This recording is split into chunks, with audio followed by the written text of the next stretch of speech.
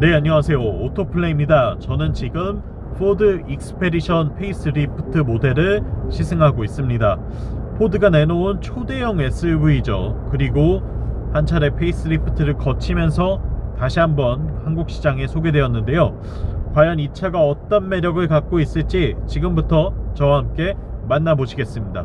영상 보시기 전에 구독과 좋아요로 응원도 많이 부탁드릴게요. 네, 일단 포드 익스페디션 하면 경쟁 상대가 거의 없어요. 뭐 그나마 경쟁할 만한 브랜드가 이 쉐보레 타오 정도가 될 텐데요. 캐딜락 에스컬레이드 같은 경우에는 같은 그룹 내에 있는 럭셔리 브랜드 링컨의 내비게이터가 담당을 하고 있기 때문에 사실상 이 차는 쉐보레 타오와만 경쟁한다고 봐도 무방한데요. 일단 굉장히 커다랗죠. 사이즈가 어마어마합니다. 이건 진짜 와, 이런 크기의 차가 우리나라에도 돌아다닐 수 있다고? 라는 생각이 들 정도로 아주 큰 사이즈를 자랑을 하고 있고요. 그 크기가 어느 정도냐면 공차 중량이 2.7톤이 넘어요. 2700kg이 넘어가는 자동차를 제가 지금 몰고 있고요. 보통 이 차의 딱 반토막 1300kg대의 차가 한 아반떼 정도 될 것 같아요. 준중형 세단 한 대 정도가 그 정도 무게가 나오는데 거의 아반떼 두 대만큼의 무게를 합쳐놓은 게 이 익스페디션 한 대라고 봐도 될 정도입니다. 엄청난 사이즈를 자랑하고 있는데 디자인적으로 어떤 부분이 바뀌었는지 한번 살펴볼까요? 일단 외관 디자인에서 이 전면부 이미지, 특히나 그릴과 헤드램프의 형상이 좀 바뀌었어요. 이 헤드램프의 형상을 좀 더 커다랗게 만들었죠.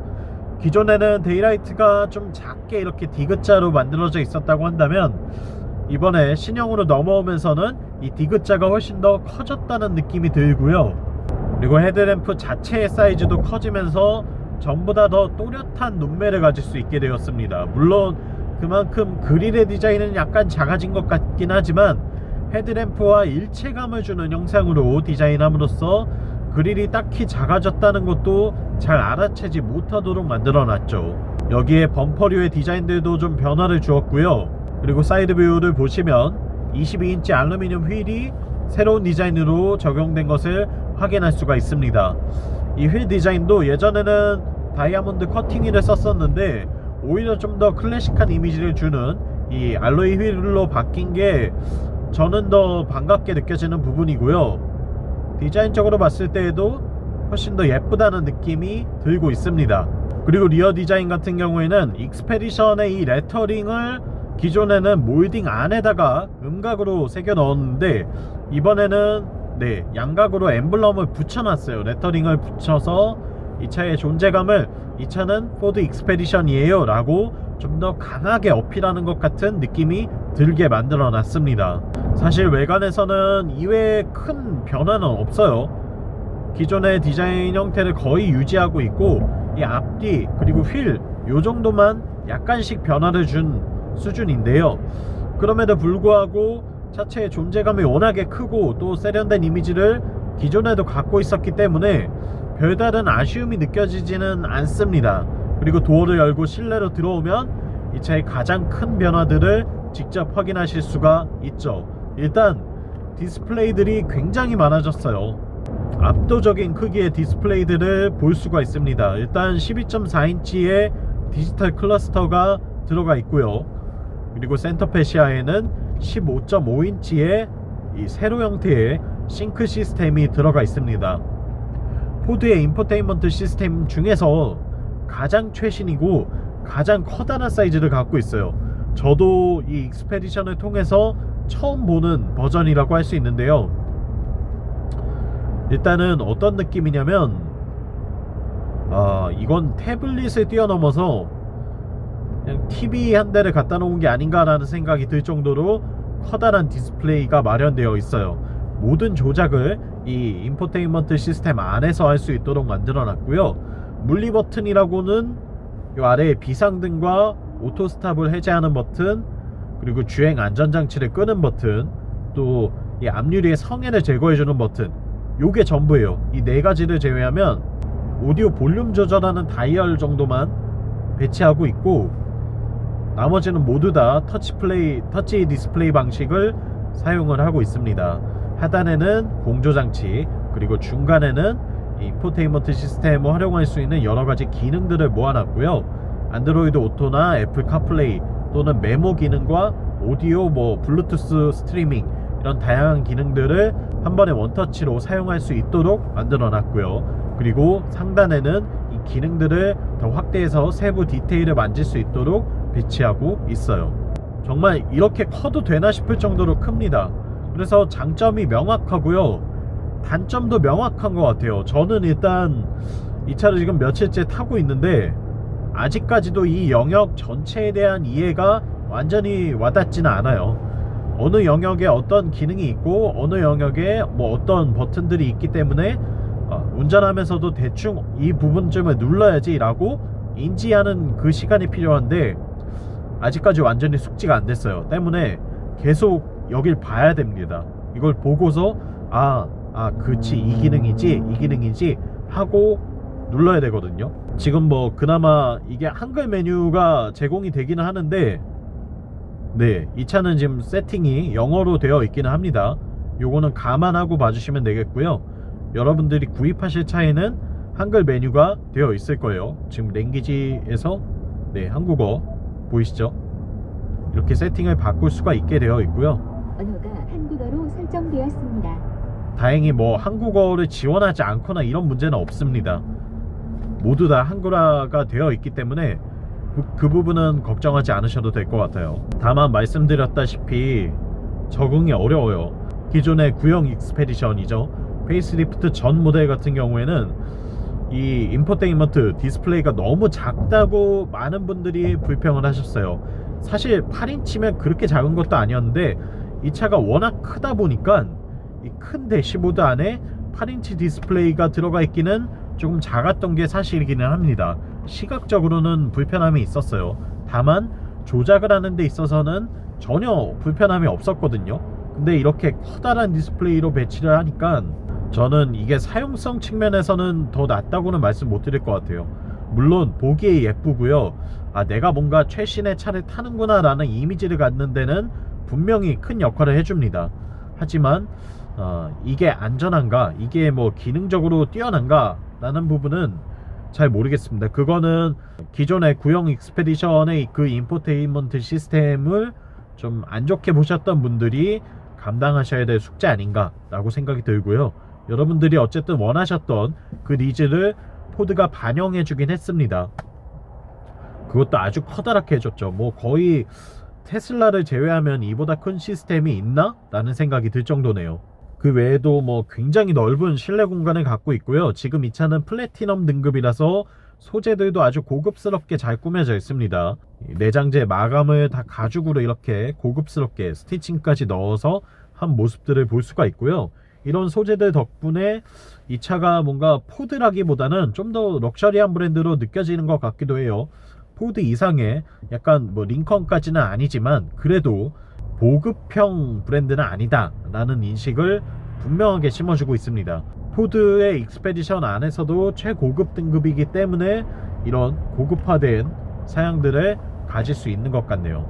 네, 실내 공간은 그래서 굉장히 만족도가 높습니다. 이중접합 차음류를 쓰고 있고 뱅앤올룹슨 오디오가 들어가 있고요. 가죽으로 마감한 대시보드와 도어 트림, 여기에 시프트 바이 와이어를 사용하는 변속 다이얼과 주행 모드를 바꿀 수 있는 드라이브 모드, 또한 이 구동 방식을 바꿀 수 있는 2륜, 4륜, 그리고 4륜 로우 기어, 4륜 오토 모드까지 모두 다 바꿀 수 있는 버튼을 제공을 하고 있고요. 주차 보조 시스템도 있고 서라운드 뷰 기능도 갖추고 있어요. 어댑티브 크루즈 컨트롤과 차선 유지 보조 기능까지도 모두 다 누릴 수가 있게 되어 있죠. 또한 2열로 넘어가면 뒷좌석 공간도 아주 넓습니다.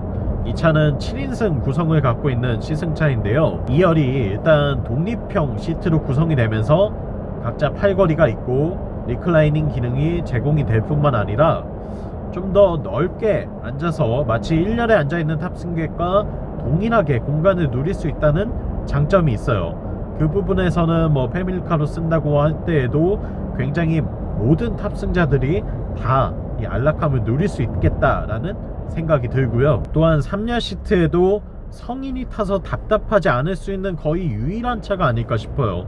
이 정도 급의 차가 아닌 이상 3열에 성인이 타는 건 좀 어렵거든요. 다만 이 익스페디션이라면 그런 불편함도 모두 다 해소할 수 있겠다라는 생각이 듭니다. 그리고 2열, 3열을 풀플랫을 할 수가 있는데요. 시트 폴딩을 하고 나면 이 정도 돼야 진정한 차박을 할 수 있겠다라는 생각이 듭니다. 냉장고도 그냥 던져 넣을 수 있을 정도로 크고 넓은 공간이 마련이 되고, 여기에 들어가서 뭐 성인 2명은 넉넉하게 잘 수 있고요. 제가 볼 때에는 매트만 잘 깔고 구성만 한다면 아이 둘을 포함한 4인 가족이 차박을 하기에도 충분한 공간을 만들어주지 않나라는 생각이 듭니다. 그 정도로 만족도가 높아요. 그 부분에 있어서만큼은 적어도 이 공간만큼은 최고의 SUV가 아닌가라는 생각이 듭니다. 또한 이 차의 퍼포먼스에 대해서도 좀 살펴봐야 되겠죠. 포드 익스페디션 3.5리터 트윈 터보 가솔린 엔진을 갖고 있습니다. V6 엔진인데요. V8 자연흡기 엔진만큼의 넉넉하고 풍요로운 출력과 함께 또 운전의 재미까지도 갖고 있는 게 특징이라고 할 수 있어요. 최고 출력이 405마력, 최대 토크는 66kg 포스미터를 내고 있는데요. 이 엄청난 엔진의 출력을 10단 자동 변속기를 통해서 4바퀴로 굴려내고 있습니다. 때문에 제가 이 커다란 차를 타고 다니면서 2.7톤이 넘는 차를 타고 다니면서 가속감이 부족하다라는 생각을 단 한순간도 한 적이 없어요.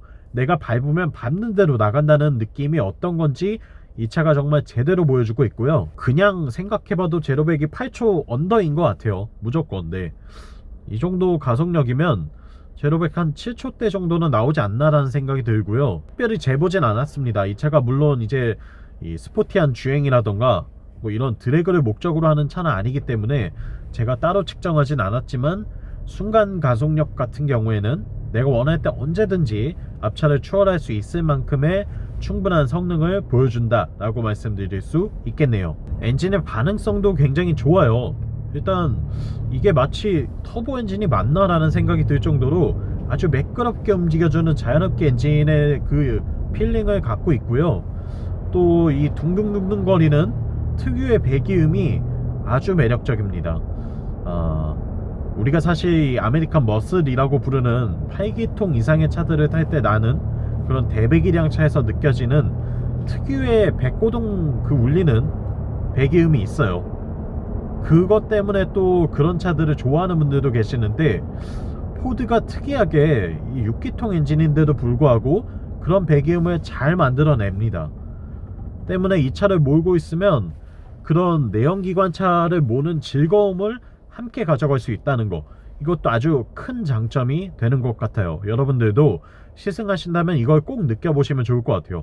둥둥둥둥둥둥 거리는 그 소음이라기보다 마치 음악처럼 들려오는 그런 사운드가 있습니다. 한번 느껴보시면 좋을 것 같고요. 그리고 기계식 4륜 구동 시스템을 쓰고 있기 때문에 내가 원하는 구동 방식을 언제든 선택을 할 수가 있어요. 기본적으로 이렇게 도심에서 달릴 때에는 후륜 구동 2륜 모드만으로 2륜 하이 모드만으로 주행을 할 수가 있고요. 그리고 그런 걸 잘 모르겠어, 나는 그냥 차액이 맞길래 라고 하면 이 4륜 오토 모드를 활용할 수가 있는데, 4A 모드에 놓고 다니면 차가 알아서 구동력 배분이 필요할 때는 4바퀴를 굴려줍니다. 또한 정말 오프로드 또는 험로에 들어갔을 때, 눈이 많이 왔을 때, 이런 상황에서는 4륜 하이 모드를 쓸 수가 있고, 정말 아주 하드코어한 오프로드를 달려야 한다면 4륜 로우 기어를 넣으면 이 최대한의 구동력을 확보할 수 있기 때문에 어떤 길이든 탈출이 가능한 그런 성능을 확보할 수 있다는 거, 이게 큰 매력이 되는 것 같아요. 뿐만 아니라 주행 모드를 에코, 노말, 스포츠, 토우, 그리고 머드, 샌드, 슬리퍼리 모드까지 다양한 주행 모드를 제공하고 있기 때문에 운전자가 원하는 대로 선택을 하고 그에 맞춰서 차가 알아서 반응을 해줄 수도 있다는 거, 요게 굉장히 큰 매력이 되죠. 또한 승하차 편의를 도와주는 전동식 사이드 스텝도 들어있는데 제가 이건 따로 말씀은 안 드렸었네요. 자, 엔진의 반응성 굉장히 좋고 주행 모드 좋고 구동력 시스템 구동계까지 아주 좋다고 평가할 수 있겠습니다. 그리고 변속기가 10단 자동 변속기가 들어가 있죠. 정말 이 차의 힘을 10가지로 나눠서 언제 어떤 상황에서든 최적의 상태로 차를 움직일 수 있다는 장점이 있는데요. 단점이라고 한다면 약간의 변속 충격이 분명히 존재해요. 이건 미국 차 특유의 그 어쩔 수 없는 약간의 특징 아닌 특징이라고 할 수 있는데, 변속 충격들이 있긴 있습니다. 그리고 이 차의 바디가 프레임 바디이다 보니까 어쩔 수 없이 느껴지는 그런 덜컥거림들이 약간씩은 있는데, 다행인 것은 우리가 알고 있는 정통 오프로더들, 막 바디온 프레임 방식의 정통 오프로더에 비하면 이 익스페디션은 아주 부드럽고 마치 그냥 승용차 일반 SUV를 타는 것 같은 그런 느낌을 전해주고 있기 때문에 이 변속기나 구동계 시스템의 주행 충격이 아주 큰 편은 아니다 라고 생각하시면 될 것 같고요. 서스펜션 같은 경우에는 멀티링크 시스템을 일단 후륜에도 쓰고는 있습니다. 좌우 독립 시스템을 쓰고 있고 앞에도 물론이고요. 승차감이 좋아요. 의외로 좋습니다. 이게 이 정도 사이즈의 SUV이면서 이 프레임 방식을 쓴다, 그리고 이 정통 SUV의 구동계를 쓰고 있다? 근데 승차감이 좋을 수가 있어? 라는 의문이 드는 게 당연한 건데요. 과속 방지턱을 넘는다거나 요철을 지난다거나 할 때 이를 최대한 부드럽게 처리해 주려고 하는 이 포드의 노력이 느껴집니다. 서스펜션 세팅이 굉장히 말랑말랑한 편이고 때문에 운전자에게 스트레스를 안겨주지 않아요. 여기에다가 차를 좀 더 스포티하게 밟고 달려나간다거나 혹은 뭐 추월이 필요한다거나 이 차를 몰고 어쨌든 좀 더 빠른 템포로 몰아야 할 때에는 의외로 또 주행 안정성이 나쁘지 않다는 거, 이게 어떻게 가능한지 라는 생각이 들긴 하는데 가능합니다. 물론 이 차는 와인딩을 위한 차도 아니고요, 서킷을 타고 달리기 위한 차도 아니에요. 그렇기 때문에 아주 제대로 어택을 한다면 운동 성능이 많이 떨어질 수 있겠죠. 다만 이 차가 가진 성능 내에서 일상 영역 내에서 주행을 하다가 필요한 그런 다이나믹한 순간들을 맞이할 때에는 별로 아쉬움이 느껴지지 않는다는 거, 이거 한 가지는 분명한 것 같아요. 그리고 일단 시트 포지션이 높다 보니까 운전 시야가 아주 넓죠. 정말 멀리 높은 곳에서 내려다볼 수가 있다는 장점이 있는데요. 버스나 트럭을 제외하면 모든 차를 다 내려다보면서 운전을 하게 되는 것 같습니다. 운전 시야가 넓어진다는 장점이 있어요. 이렇게 일반 도로를 달리고 있을 때에는 굉장히 오히려 더 안전하고 편안하게 운전을 할 수 있다는 장점이 있고, 다만 차가 워낙 크다 보니까 좁은 골목을 다니셔야 한다거나 또는 이 복잡한 도심 주행만을 하셔야 한다면 분명히 아쉬움이 나올 수는 있을 것 같아요. 지금도 한번 추월 가속력을 체크해 볼까요?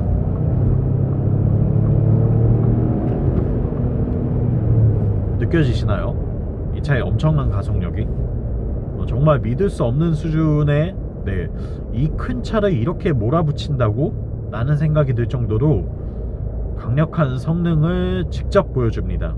저는 이 점을 아주 높이 사고 싶고요, 굉장히 만족스러운 부분인 것 같아요. 또한 연비를 이야기하지 않을 수 없겠죠. 이 차는 워낙 큰 덩치를 갖고 있고 휘발유를 먹기 때문에 와, 저런 차 어떻게 타고 다니지? 저거 연비 감당이 돼? 라고 생각하실 수 있을 것 같아요. 제가 이 차를 타고 지금 200km를 채 못 달리긴 했는데요, 대부분 이런 상황 속에서 운전을 했거든요. 국도 혹은 뭐 도심 주행 정도만 했는데 현재까지 기록하고 있는 평균 연비는 리터당 7.4km입니다. 고급 휘발유 아니고요, 일반유 넣고 다녀요. 그리고 2.7톤에 달하는 초대형 SUV인 점을 감안하면 리터당 7.4km라는 연비가 만족스럽게 느껴집니다. 요즘 사실 디젤도 워낙 경유값이 많이 올랐잖아요. 그리고 웬만한 이 수입 세단들은 고급유를 넣어야 하기 때문에 연료비가 또 많이 들 수밖에 없어요. 그런 점들을 고려하고서 이 차의 연비를 바라보고 있으면 이 정도면 합리적인 것 같은데? 의외인데? 라는 생각이 당연히 드실 거예요. 지금 여러분들이 타고 다니시는 자동차의 평균 연비만 확인하셔도 휘발유차 중형급 이상이라고 한다면 아마 두 자릿수 연비 기록하기 쉽지 않으실 텐데, 그것과 비교했을 때 연비 차이가 그렇게 많이 나진 않거든요. 그 점은 분명한 메리트가 될 수 있겠죠. 네, 이렇게 포드 익스페디션 페이스리프트 모델을 만나봤고요. 기존 대비 확실히 장점을 보완했습니다. 디자인이 좀 더 우람하게 바뀌었고요. 그리고 실내 구성을 훨씬 더 세련되게 바꾸었어요. 이 인포테인먼트 시스템과 디지털 클러스터의 신규 적용을 통해서 훨씬 더 예전보다 세련된 느낌을 전해주고 있기 때문에 사용성의 문제와는 별개로 일단 시각적으로 굉장히 최신의 이미지를 주고 있다는 점, 이거는 큰 매력이 될 수밖에 없죠. 저도 개인적으로 한 대쯤 꼭 사고 싶은 차이기도 합니다. 이렇게 좀 막히는 도심만 다니는 게 아니라 한적한 교외를 다니거나 또는 지방으로 많이 돌아다녀야 하는 고속주행이 많은 케이스라고 한다면 이만큼 매력적인 차도 없을 것 같다는 생각이 드네요. 지금까지 오토플레이였고요. 영상 유익하셨다면 구독과 좋아요로 응원도 많이 부탁드립니다. 이 차에 대해서 궁금하신 점이 있다면 댓글로 많이 남겨주시면 제가 아는 선에서 최대한 답변 드리도록 할게요. 전 다음 시간에 또 돌아오겠습니다. 다음번에 만나요. 안녕.